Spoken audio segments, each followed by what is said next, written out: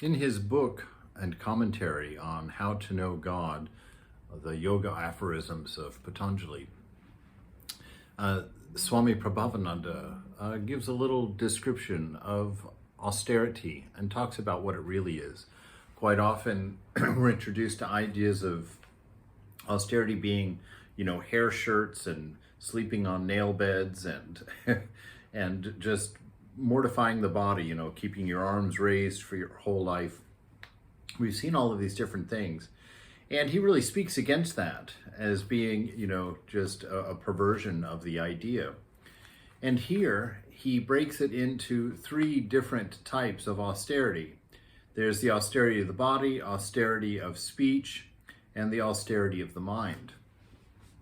And they're really beautiful things to practice, very reasonable things to practice, so I thought I would share them with you.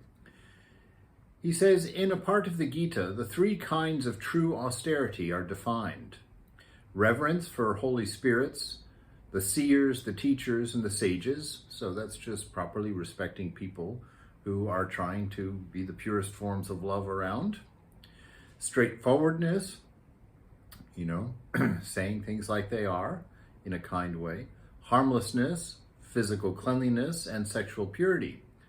These are the virtues whose practice is called austerity of the body. To speak without ever causing pain to another. To be truthful. To say always what is kind and what is beneficial, and to study the scriptures regularly. This practice is called the austerity of speech. The practice of serenity, sympathy, meditation upon the Atman, withdrawal of the mind from the sense objects, and integrity of motive is called austerity of the mind. In these austerities, as you read them and contemplate them, really what they are is direct and pure manifestations of a healthy human being. Pure manifestations of your true nature. So the more that you know your nature, the more you're able to tell who you are when you are caught in the conundrum of body-mind and all of the cacophony of noise and thought.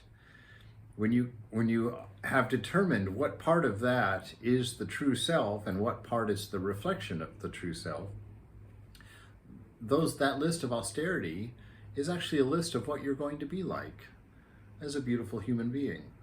Someone who cares and is compassionate, straightforward and honest, loving and kind, always helpful. It again draws back to that verse of what love is, found in Corinthians that I've referenced many times. So your austerity and your practice of love are very similar practices.